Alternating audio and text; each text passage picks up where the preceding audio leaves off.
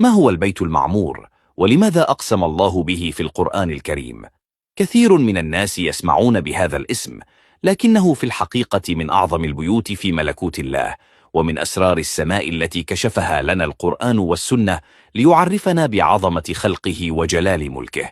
البيت المعمور هو بيت عظيم موجود في السماء السابعة فوق الكعبة المشرفة مباشرة، حتى قال العلماء: لو سقط لسقط على الكعبة. جعله الله نظيرا للكعبة في الأرض، فكما يطوف المؤمنون حول الكعبة تطوف الملائكة حول هذا البيت العلوي. وقد أقسم الله به في القرآن فقال: والبيت المعمور. وهذا القسم وحده يكفي ليظهر شرفه ومكانته، وقد رآه النبي صلى الله عليه وسلم ليلة الإسراء والمعراج، وحدثنا عنه فقال: إن كل يوم يدخله 70,000 ملك يصلون ويعبدون الله ثم يخرجون ولا يعودون إليه أبدا. تخيل أن عددهم لا يحصى، وكل يوم فوج جديد من الملائكة ما عاد منهم أحد منذ خلق العالم.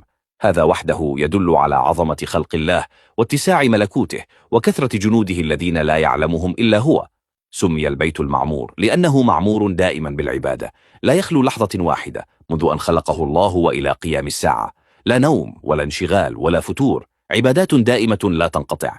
فإذا نظرت إلى الكعبة في الأرض فتخيل فوقها تماما بيتا آخر أكبر وأعظم يزدحم بالملائكة كما يزدحم بيت الله الحرام بالمصلين والطائفين، بل أعظم بكثير. إن معرفة المسلم بالبيت المعمور تملأ قلبه تعظيما لربه، وتشعره أن العبادة في الأرض امتداد لعبادة عظيمة تجري في السماوات.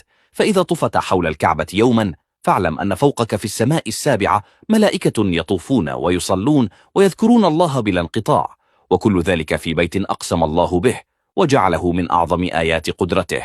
البيت المعمور يذكرنا أن الكون كله يعبد الله، وأننا جزء صغير في هذا الملك العظيم، وأن العبادة شرف لا يناله إلا من شرح الله للإيمان.